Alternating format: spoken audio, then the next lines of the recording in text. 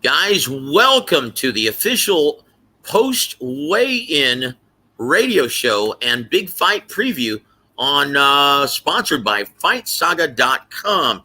Guys, for all the latest boxing news, please frequent and bookmark, make it your homepage for all of the exclusive content written by yours truly, editor Mr. Lee Cleveland, as well as correspondent Mr. Karray Bradshaw. Guys, frequent FightSaga.com, your centralized hub, linking in all major boxing media newswires. Guys, but we have a fight tomorrow. Both men made weight. Guys, without further ado, let me introduce the Fight Saga radio team. First of all, let's introduce correspondent Mr. IOTBA, the one and only Mr. Karray Bradshaw. Karray, welcome to the podcast, brother. Hey, man, thank you, man. Shout out to Joseph. Shout out to Lee. Shout out to everybody on here from that 214 up to across the pond.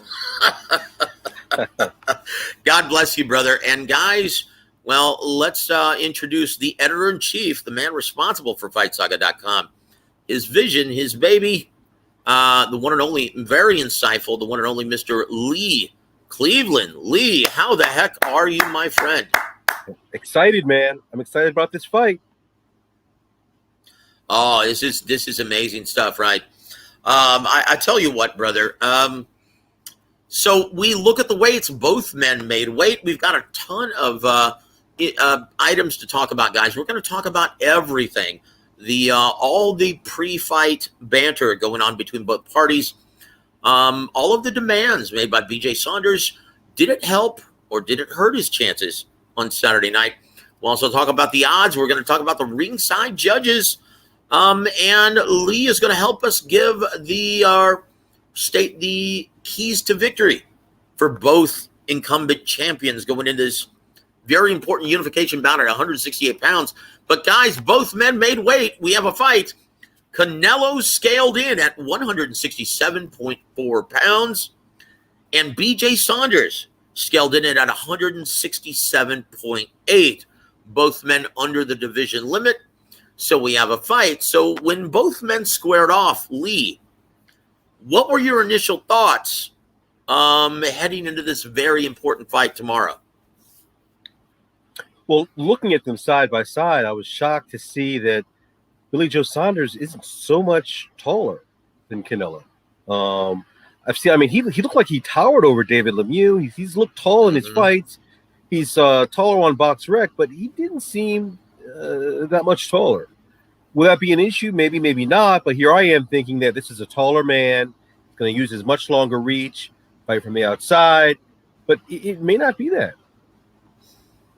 Indeed, and I'm almost certain that this is going to affect your keys to victory later on in the show. Karray, your thoughts upon seeing this weigh-in? Did you see any clear advantage to any one of these incumbent champions at 168 pounds? No, I didn't see no clear advantage. What I seen was two guys on the championship level who are very professional at what they do. They both came in underweight at the limit, and they look like they both are ready to put on a tremendous show tomorrow night.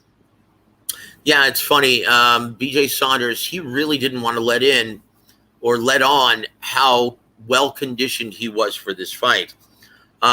Basically telling correspondent Michelle Joy Phelps behind the gloves that he was weighing as much as almost 200 pounds just 2 months ago, right? Obviously, that was a lie. He was just trying to throw the dogs off the scent. He has been training and preparing for this since December of last year. Lee, there is an inactive period, though, for Billy Joe Saunders going into this. Do you think the inactivity is going to hurt Billy Joe Saunders going into this fight? It's hard to say. I don't think the inactivity will hurt because this guy's a champion. This is in two weight classes. He's been fighting. He's been preparing. Remember, they were supposed to fight last May, and then it was canceled at the last minute because of COVID. So he's been mentally prepared for this fight for a year. I do think, however, that the activity, while the inactivity may not hurt Billy Joe Saunders, I think Canelo's activity may help him because we know he's got his rhythm down. But he had a fight in December, right, or November, and he came right back and fought like 8 weeks or 9 weeks later. So this guy's been fighting. This is his third fight since November, and we're just in May. Since December. So he's going to be. We know he's going to be in great shape. We know he's going to be his rhythm, his timing. That's all there. So that may help him, but Billy Joe's inactivity may not hurt him. If that makes any sense. Well, no. I understand completely. In terms of conditioning, he looks to be in great shape. Where this doesn't seem to be just a fat camp, he looks to be in great shape. Like he got into shape, in ample enough time, right? And so that gave him enough time to work on strategy in this matchup. At least it would seem. But one thing that James Toney told me a long time ago, one of the reasons why he liked to stay as active as possible. When you're a counterpuncher by trade, you need to stay active, stay sharp, because the longer you're more inactive at the elite level or just outside of the ring, it disrupts your timing and rhythm. It's your timing and rhythm isn't there. Karray, do you think this is going to be a factor in this matchup? No, I don't think it'll be too much of a factor. I think Lee gave an excellent breakdown on, how the inactivity and the activity could possibly hurt or help either fighter. I think when you're facing a special talent, as we know Canelo is, I think the more time that Billy Joe had to document and train and assess the guy in Canelo, he finna fight. I think this actually helps Billy Joe mentally, physically, and spiritually, because when you're going, like you say, Joe, you always say this, when you fighting a guy like Canelo, or if you fought a guy like Floyd or any other big-time side fighter, welcome to the big leagues. So I think this time off gave him a good chance to strategize and assess the way he was going to come in going into this fight. Indeed. Very good point, Karray. And this is, yes, Billy Joe Saunders, even though he's been the main event and he's a legitimate champion, he has been for several years in two different weight divisions, this is, for all intents and purposes, Billy Joe Saunders' introduction to big-time boxing. Welcome to the big leagues, brother. Because, this is, say what you want about BJ Saunders and all of his pre-fight antics, but Lee, this had to have been very therapeutic for BJ Saunders to make all of these demands and to remind himself, as well as Canelo, that, hey, I'm not just happy to be invited to the party. I plan to win. And just to remind you that I am an equal part of this equation, I'm making these demands and you succumb to my demands because you understand I'm a big part of this promotion and an equal partner in this fight, as well as being a legitimate champion. Lee, do you think that all of the pre-fight antics was basically serving as a reminder to BJ Saunders? Do you think he was doing this for his own mental health and his own psyche leading into this, career-defining fight? Joseph, it's hard to say. You never really know what these fighters are truly thinking. But it seems like he does have that confidence factor. It seems like in his heart of hearts, in his mind, he thinks that, he's on the same level as Canelo. And if he goes in there thinking like that, well, that can help him or hurt him. But it can help him more than he can hurt him, because he's going to go in, he's going to have that same swagger. He's not going to be awed by the moment. And I think that's the kind of person he is. That's his personality. He's just confident. He's not going to be awed by the moment or overcome, by the shiny lights and all the media and all the people and, all the press. His personality is not like that. So I think he really does see himself as 50% of this equation. Absolutely. Karray, your thoughts on that same issue? Do you think the pre-fight antics, you think it's helping or hurting BJ Saunders? I agree 100% with what Lee said about confidence. You know, when you're going into a fight, you can't look at a man like he's more higher than you. You look at that man as he's your equal. I deserve to be here. Billy Joe Saunders didn't just look up and make it to this moment. This is a guy, when he wake up in my Ricky, he's pitching excellent. This is a guy who don't know how to lose. So I agree with Lee. I think it's all confidence. I think Billy Joe understands that he's a big part of what's going on, and he let that be known to everybody from the 214 to across the pond. Well, very, very well said, Karray. And just received a comment from our brother, Mr. Rodney Green, who we used to do the show with every single Tuesday. He says, let's go, Billy Joe. Lee, in your opinion, if BJ Saunders defies the odds, and right now he's listed on most race and sports books as a 4-1 betting underdog, if he pulls off what would be considered a huge upset, how does this affect boxing? Is it good or bad for the sport, my friend? I don't know. There's a long answer for that and a short answer for that, so I'll try to keep it brief. No. Say what you want, man. Come on. We're on the air as long as we want.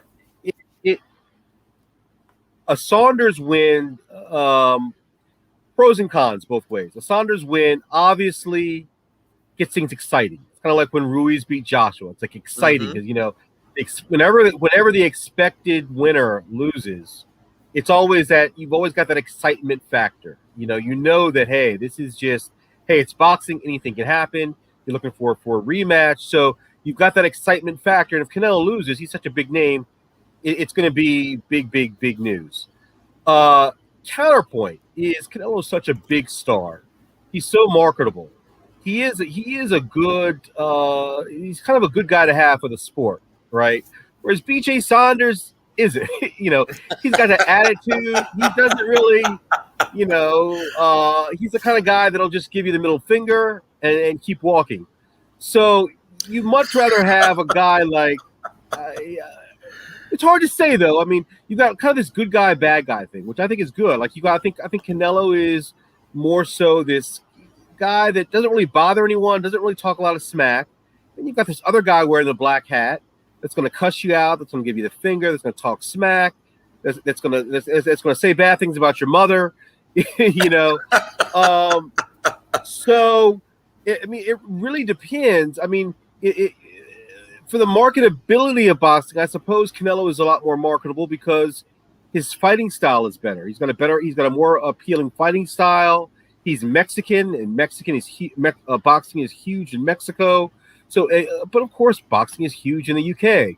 So, I mean, counterpoint, hard to really say. I think that it would definitely ruffle some feathers. It would get a lot of people interested. Like, what, Canelo lost? You'd have a lot of these casual fans and a lot of non-fans would be talking about, like, really? Canelo lost? It'd be like Mayweather losing or like Mike Tyson losing. So in some respects, it could be good. In some respects, it could be bad because, he's not the guy that you want as a face of the sport. But then again, maybe he is. You can be a bad guy too, right? You know what? In true Vince McMahon fashion, say what you want about BJ Saunders, but he has proven to play an excellent heel. And heels guys are the term for the bad guys in the kayfabe of WWF or wrestling or pro wrestling, right? But Saunders, look at how popular this event has become. And once again, a lot like Liam Smith before BJ Saunders at 155 or 154 pounds was a relative unknown to most American and Mexican fight fans. BJ Saunders has gotten under the skin not only of the Mexican press, not only of Eddie Reynoso, not only of Canelo, but every Hispanic fight fan in America as well as, South America, Central America. And they all want Canelo to punish BJ Saunders. But The most important thing is they have an invested emotional interest in this bout. I can't stress, guys, how huge that is for the sport of boxing. Karray, how important is it for the sport, for the health of the sport moving forward, that fight fans have an emotional invested interest? Because when we look at Floyd Mayweather yesterday, he turned what seemed to be a very dull matchup into a very hot fight in a matter of moments. And you can always tell when there's a big fight on the horizon or on that weekend, because Floyd will try and steal their thunder and schedule a press conference during big fight week. What are your thoughts on that, my friend? Oh, I think for the sport of boxing, it's huge. It's like with events like this, when you have Canelo, BJ Saunders, and you have a crowd of 70,000, not knowing how much more you're gonna get at the door when the fight is over. I think it's huge for the sport of boxing. I just love where the sport of boxing is at right now. We got great matchups that's coming up, including this one right here with Canelo and BJ Saunders leading the way. So I think it's great for the sport. Yeah, it's very important to have casual and mainstream audience members emotionally invested with these matchups, and we're seeing that with this promotion. So great job by both guys. Great job by Matchroom Sport. But I will say this, Lee, this is I was noticing this fight card, and once again, Eddie Hearn has done a great job in bringing big events back to boxing in the midst of a pandemic in 2021. He's done a tremendous job providing all of these big events. And once again, there's a very good chance that he will be announcing Anthony Joshua versus Tyson Fury during fight night. During the DAZN broadcast, Tyson Fury is going to be there. And there's a very good chance you may see him announce this fight this weekend. But I will say this, Lee, you look at this fight card, he is still, a stranger to the U.S. fight market, more specifically, the Hispanic fight audience. You look up and down this fight card, and there really aren't very many appealing fights where they're going to have an emotional interest for these 70,000 locals who are going to be in attendance. When you look at this, the co-main event, you've got a Mexican fighter versus a Japanese fighter. The third prelim bout, you've got a British fighter versus a French fighter. And then in the opening bout of the prelims, you've got Cuban Frank Sanchez versus, a semi-retired fighter in Nagy Aguilera. This really isn't going to do anything for the 70,000 in attendance. How should Eddie Hearn, how should he have stacked this fight card? Well, where's Ocho Cinco when you need him, right? Yeah, it would be great. It would be great to have some bigger names, get a little bit more bling on the card. I don't know. These names, this is not a very awesome fight card. It'd be nice to have some more Hispanics on it, given it's a Cinco de Mayo weekend and given it's Canelo and all the Mexican fight fans. So I couldn't agree more. I agree that it would have been nice to, and he'll learn that eventually. Well, not so much the big names. It's because there are no teams to root for in boxing. Promoters, and this is something that the late great Don Chargan taught us. It's wise for a promoter to stack a card with promotional favor or regional favorites. There's only one fighter from Texas on this card, right? You need to give these local fans something to root for, and that's always the best way to build prospects is to do it regionally.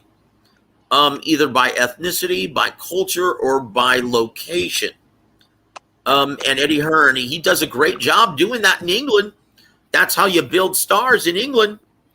but he really doesn't know the culture or the region in the massive United States of America. That's a huge problem for him right now, and that's something that, well, someone needs to teach him, because even PBC got that the other night, right?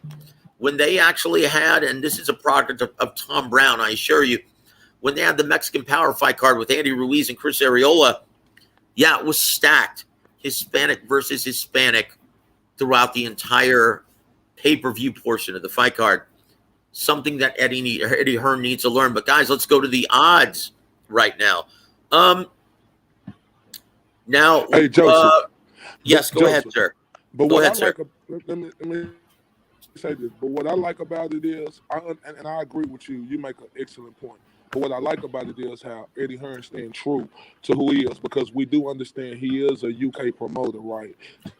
Well, you know what? That doesn't do anything for the fight market here. On that card. That doesn't do anything for the fight market here. Once again, boxing is regional. No. It's like you have to be the chameleon if you're going to be a successful promoter in any market. You're definitely right. You've got to be the chameleon. Like, I don't care who he is. He's a promoter. He doesn't matter. It's the fighters. So I tell you what, you're definitely right. But at the end of the day, he is a promoter who from.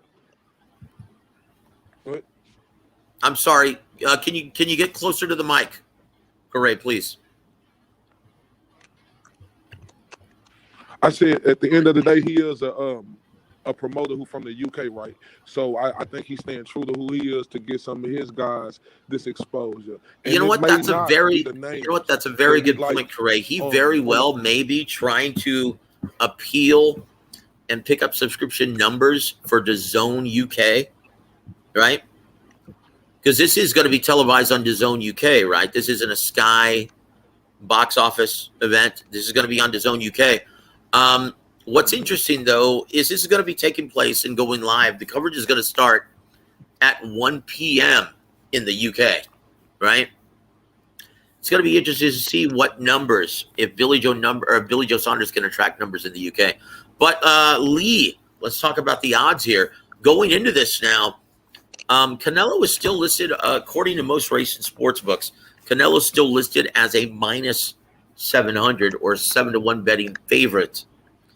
And Saunders is still listed as a plus 400, 4-1 betting underdog. But you were, I guess, privy to some information on how the money is shifting as of late. Right. Yeah, I got an email from Kyle Newman, a spokesman for Odds Checker, about 36 hours ago. And he basically said in the past 24 hours previous to that, only 18.7% of the bets came in for Canelo.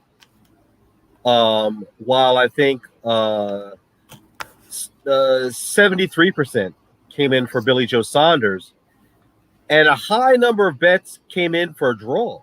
Like Wow. It was like 8 or 10%, for a draw. Wow. So yeah, so a lot of people, I guess, it's trending. The thought process is trending.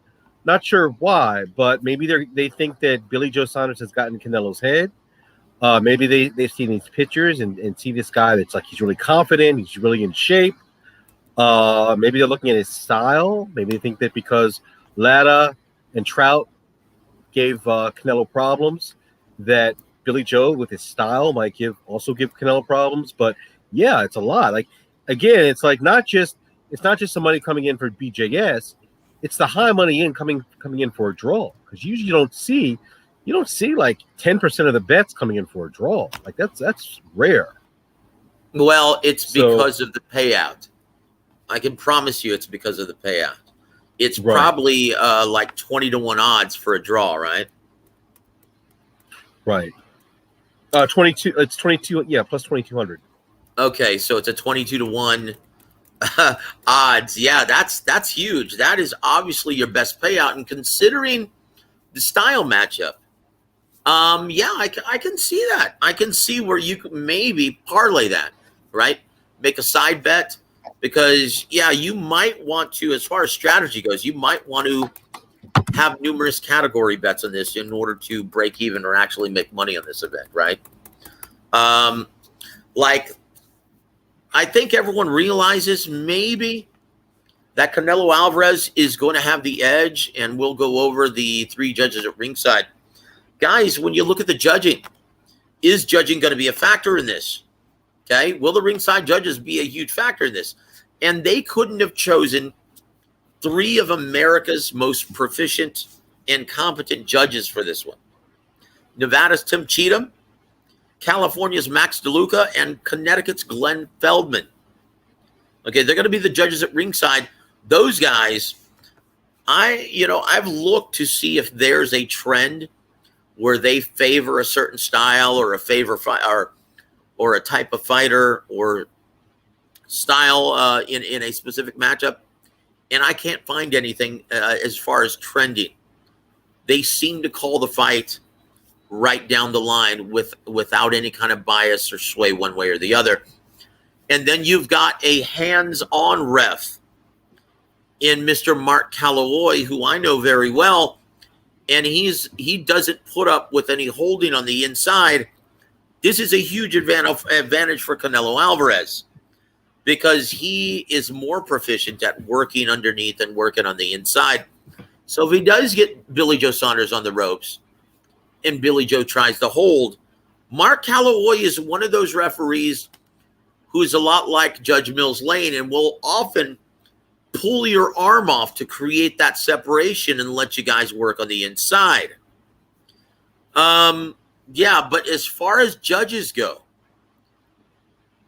and this may play into how to bet with the odds, guys, in category, right? Category betting. Canelo, I think, has the advantage here. Canelo has the advantage when you look at the prospect of this going all 12 rounds.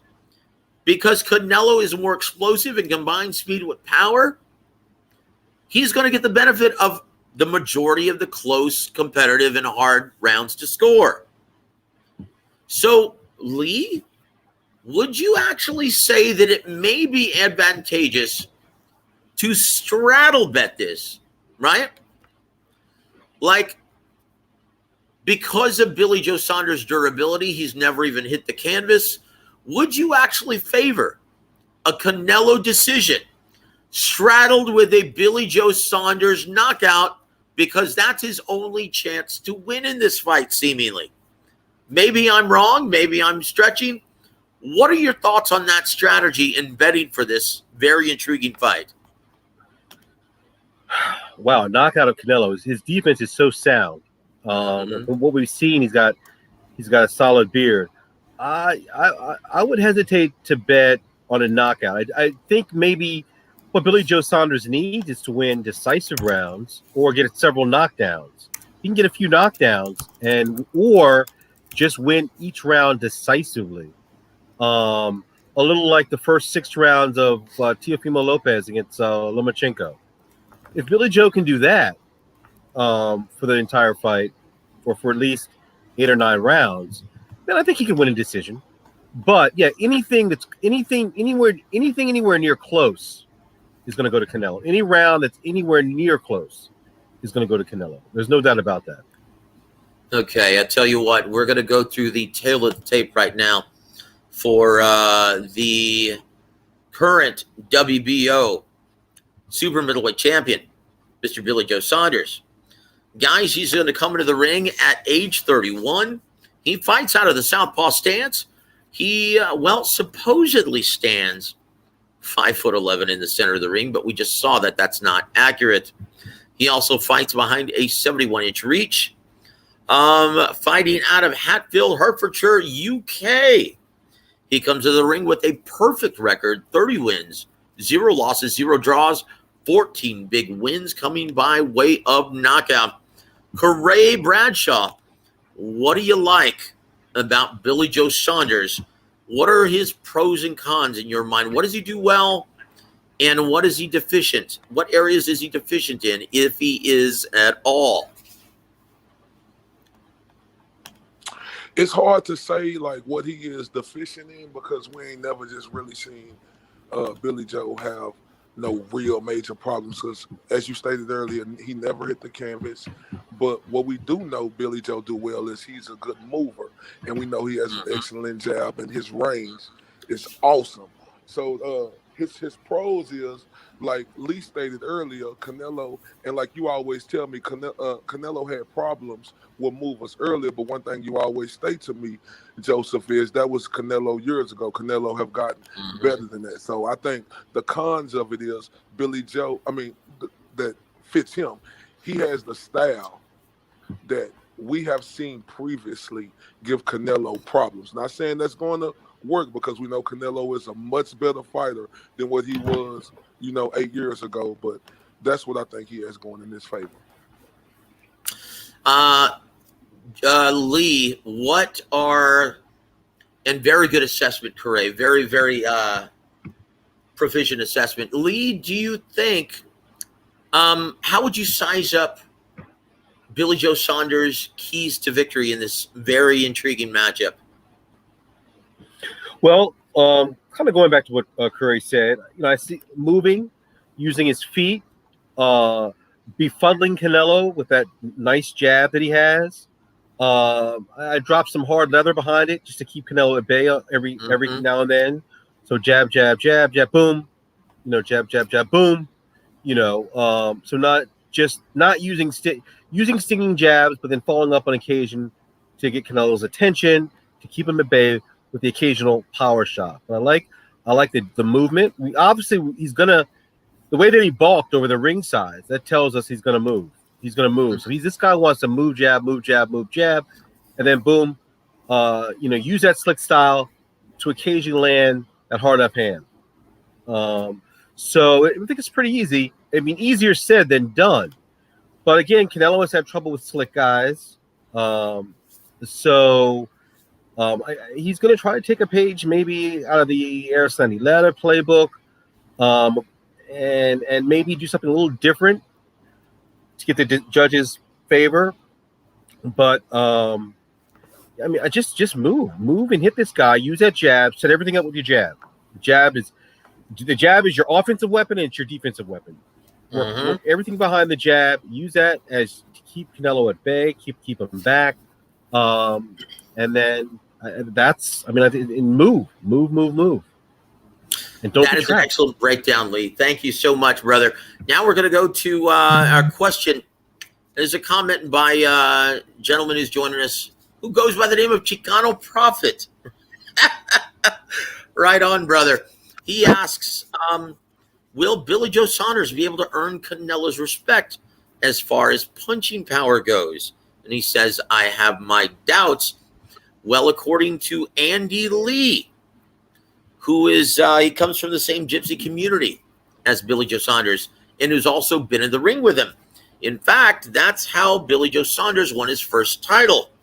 He grabbed it off of his cousin, Mr. Andy Lee, in the middleweight division. And Andy Lee insists that Billy Joe Saunders punches a lot harder than his knockout ratio indicates. Karray, do you agree with Andy Lee?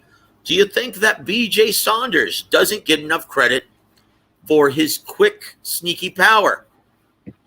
I'm not sure if he don't get enough credit for his power. I just think he uses instincts, and I think as being a mover, if that's what works for him to win, I think that's what he's going to do to win the fight. He ain't looking to go into the fight leading up to now, going into the fight to try to show my power. We know Billy Joe Saunders is a mover. He's a boxer. He's a guy who has an excellent jab, who know how to use his range. So I don't think like that we could say he ain't got no power. I just think he used what his instincts has taught him to win. But this the thing right here. In this fight going in, shout out to Chicano Prophet. He said, will Billy Joe Saunders earn Canelo respect as far as punching power goes? He has no choice. Because you got to understand, this is the biggest moment in Billy Joe Saunders' career. And, in life in general, we all have our big moments, and we have to take full advantages. One thing you always say, Joseph, and I take this in, you say you got to give a little to get a little. But at the end, so Billy Joe gonna have to give a little to get a little, because at the end of the day, we know who his opposition is in Canelo. So he's gonna have to take more chances than he ever took in his boxing life. So he's gonna have to make Canelo earn his respect regardless. In my opinion, he have to take them chances. That's an excellent point, brother, that you bring up. This is the biggest fight of his career, whether he wants to admit it or not. And I think Billy Joe Saunders, he realizes this. No one, like when people think back years from now of BJ Saunders, no one's going to remember him for outpointing Willie Monroe Jr. They're not going to remember his first title-winning effort against Andy Lee. They're not going to remember his masterclass against David Lemieux. This is the fight that's going to define his career. And you bring up a very good point. You go big or go home. He knows he has to take a healthy amount of calculated risks here. Lee, who is that advantage to? Because in my opinion, when you look at the height of both guys going face to face, there really wasn't a huge disparity in height or reach in this, right? I think Canelo is going to force BJ Saunders out of his comfort zone, and I think he's going to fight him a lot like he did Austin Trout, staying in the center of the ring and forcing the counterpuncher by trade to uncharacteristically take the lead, setting traps for the man in the center of the ring. I think that is a huge factor here. I think we're going to see Canelo start the bout in that manner rather than adopting the role as effective aggressor. Before we get your thoughts on that, let's rattle off the tell the tape for Saul Canelo Alvarez. Guys, he's going to come to the ring at age 30. He fights out of the orthodox stance, stands 5'8" tall in the center of the ring. He fights behind an unusually long 71-inch reach, identical to BJ Saunders. Hailing from Guadalajara, Jalisco, Mexico, he comes into the ring with a very impressive record: 55 wins, 1 loss, 2 draws, 37 big wins coming by way of knockout. What are the keys to victory for Saul Canelo Alvarez, Lee Cleveland? Yeah, I think obviously you want to minimize his movement. So you want to trap him against the ropes. You want to cut him off. You want to cut the ring off. If I'd go to the body early, try to take his legs away. Another Canelo advantage is I think he's got the quicker reflexes. I mean, Billy Joe is fast, but Canelo was quick, like inside. Like we saw how he dropped that right hand on Amir Khan, right? He's got to be able to sit down on his shots, and his defense is great. His defense is really sound. So if he can set traps, if he can get inside and try to land some of those hard shots that we saw him land against Callum Smith, that he landed against Amir Khan. Yeah, I mean, I think it's all his, but it's going to take a while. I think it's going to take a while to chop this tree down. It's like, he's going to have to really, because I think he's going to get a lot of movement early on, and you're going to want to get this guy against the ropes. You're going to want, but even if you can't do that, you've got to somehow get inside so you can land in their power stuff. I think that's his big. I see him being a little bit more of an aggressor in this fight, but it could change. I mean, he could start off as an aggressor and then work the other way. Back half of the fight, the dynamics could change, and we could see Saunders as the aggressor. So, well, one thing I think is crucial here as well, and you talked about this, the Billy Joe Saunders intelligent virtuoso jab being his first line of defense, as well as the punch that sets the table for his entire arsenal of shots, right? In my opinion, Canelo has to try and win the jab contest here, working it to the body and head. He has to do something to keep Billy Joe Saunders from dictating the pace of the fight and controlling range with that beautiful jab of his. I mean, Billy Joe Saunders has a brilliant jab, one of the best in boxing. where he mixes up he throws it in sporadic intervals, mixing hard sticking jabs, touch jabs, as well as a ton of feints. And it really, if you're a counterpuncher, it's going to disrupt your time and rhythm and freeze you all night long. That's his ace in the hole. That's his primary weapon, in my opinion. Canelo, this has to be a key to victory for him. He has to make an effort in disrupting that jab, throwing him off, and winning the jab contest. That means if Billy Joe Saunders throws a bunch of feints, he has to move forward and throw 2 jabs behind it. If Billy Joe Saunders throws 2 jabs in to the body and head of Canelo Alvarez, Canelo has to answer with 3 jabs of his own. In my opinion, this is going to be crucial in determining the winner of this fight and who ultimately dictates the pace and controls range, right? And quickly, speaking of jabs, too, there's another British fighter, Joe Joyce. Now, obviously, he's orthodox, not southpaw. But we see that's a classic example how a guy with a good jab, how he beat Daniel Dubois. A guy with a good jab beat a more powerful opponent. Just that jab just tore him up. Jab, jab, jab, jab. So maybe they might try to take a page out of the Joe Joyce playbook. Well, and let's go back to the gamesmanship of BJ Saunders, because although everyone, and we've talked about this, where there's virtually no chance in our minds that Billy Joe Saunders wins a decision, but there have been exceptions to the rule, haven't there, Lee? Of course, certainly. Pacquiao Bradley is one. Foreman versus Briggs is one. But there are so few and far between in boxing history. Almost all, if it's anywhere near close, the A-side fighter gets a benefit of the doubt. Almost always. I mean, sometimes it's, as we've seen in a few fights, even if it's not close. Like we saw Joe Smith win sort of a dubious or a debatable decision a few weeks ago. I mean, he's really going to have to. He's going to have to leave, no doubt. Again, he's going to have to fight the fight like Lopez did against Lomachenko, where he clearly won the first four or 5 rounds. He's going to have to clearly win at least 7 rounds without getting knocked down to win this fight. I mean, clearly and decisively win those rounds. Not just so. Yeah. Hey, Lee, go ahead, Gray. That's an excellent assessment. And my thing is what I talked about earlier in the week. His mentality going into this fight, because as Joseph say, as you say, Lee, everybody around the world know if this fight goes 12 rounds, Canelo is going to 9 times out of 10 get the decision. Like you say, like Lee say, it's few rare occasions where we have an exception. But that's Karray, so, don't forget to speak directly into the mic very closely, okay? Okay, I'm sorry about that. And, Thank you, sir. And another thing is his mentality.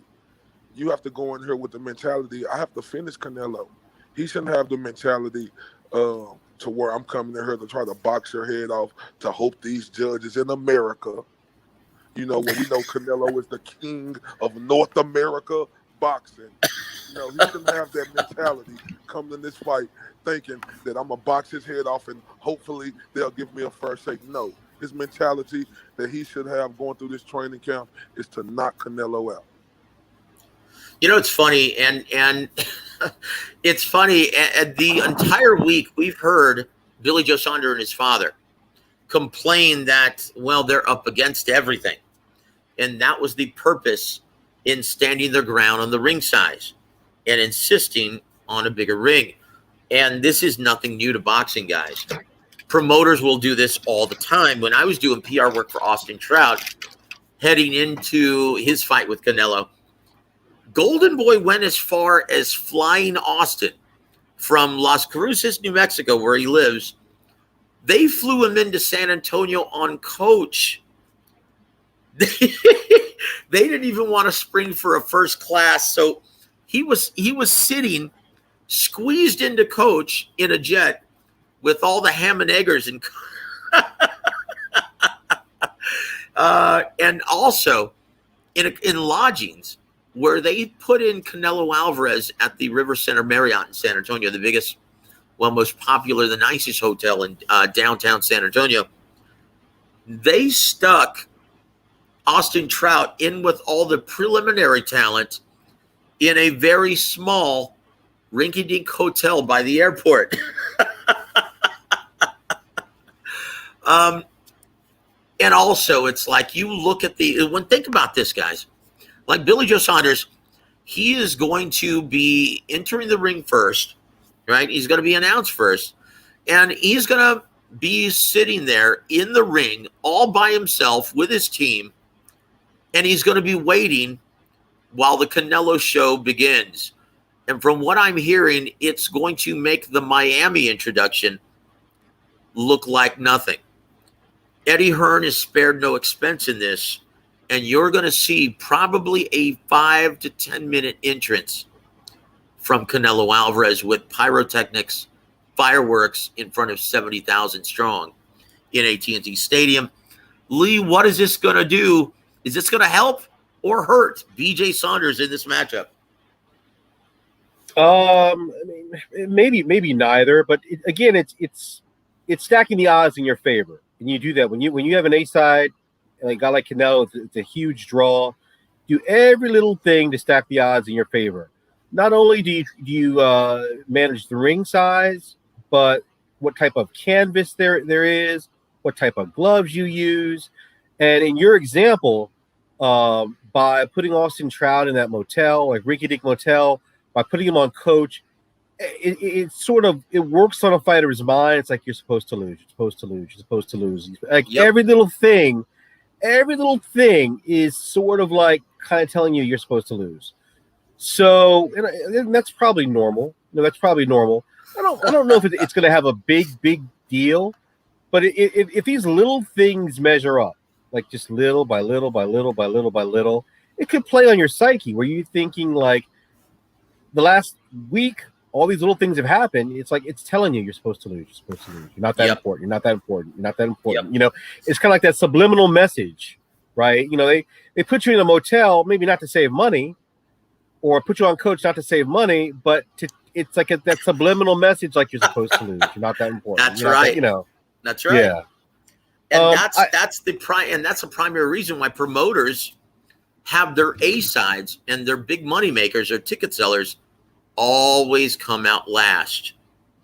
It's always the fighters, and once again, this is the A side and the B side. When you go and cover an event, you get a bout sheet with all of the talent. There's going to be a blue corner and a red corner. Traditionally, when you go to events, right, the A side is always in the same corner. That's no accident. This is there to indirectly influence the judges at ringside. Basically, the promoter saying, well, here are the guys that are supposed to win. Here are the guys that are supposed to lose. Notice I just did Bob Arum's voice when I did that. Because that's promoters, as long as they have been, selling these events to the mainstream and casual sports fans. That's the message they're trying to send. That's how they're trying to influence the judges at ringside. Right. And it's that little subliminal message, right? That's like right. A subliminal message, right? And this was a tactic originally devised by the mob. When the mob controlled all the champions in boxing, this is something that they came up with to stack the odds legally in their favor. And guess what? It's still being used today. Karray, do you think this is going to be a huge factor in determining the winner of this fight? Or do you think BJ Saunders is the type of character that, really takes great exception to this? Do you think this is going to make him stronger in this fight? It should. This shouldn't bother him not one bit at all. Like if he let 5 to 10 minutes of theatrics get to him, he was never ready for this moment right here. and that's real. Very good. Like he should not let Canelo and who Canelo is and the big deal that Eddie Hearn gonna put on to bring him out. Like if he let this bother him, then Billy Joe, you were never ready for this moment at all. But this is a thing right here. I say, who cares about these guys if they the B side? You understand that Like, your mentality shouldn't be worried about, oh, they making me do this, they making me do that. Your mentality should be like, okay, you making me do this, you making me do that. When I get in the ring, I'm going to beat the living crap out of you, and I'm going to make sure that this never happens to me again. That's the mentality that these fighters should have. That's why it upsets me when people sit up here and cry about, oh, Canelo doing this and Canelo doing this. It's understandable. I'm not knocking y'all for y'all opinion, but understand, before Canelo, like Joseph even said, um, have his way to be the top dog. It's been other fighters previous from him who did the same thing. Y'all have to understand, life isn't fair in any profession that you're in. It's going to be somebody who's higher ranked than you who they're going to treat a little bit better. And you can't get mad at that. That's just the way the life goes. What you need to do, if you want to get that same treatment, work your way up to that position and you'll be right there, and then you will be in control. But I don't think this should affect Billy Joe not one bit at all. This dude been fighting since he was 5 years old. You know, this dude is Egyptian. If you don't know anything about that community, they are the real deal. So, no, I don't think this will affect him. I think he's more than ready for this fight. Well, we've all seen in events past that Canelo Alvarez is definitely unflappable. Nothing phases this guy.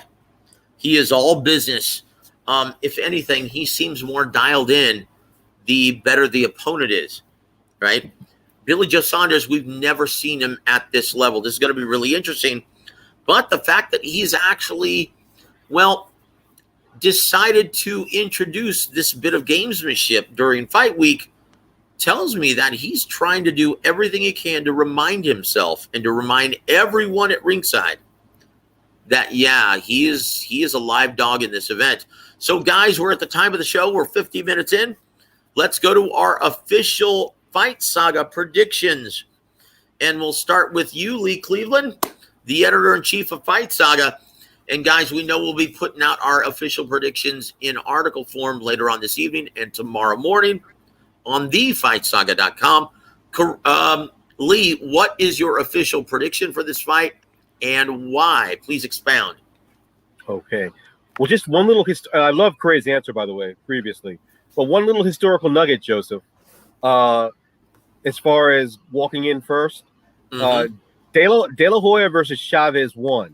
Oscar let Chavez walk in first when he shouldn't have. Wow. Just a little nugget on that, where Oscar was such a huge A side that I guess it didn't really matter.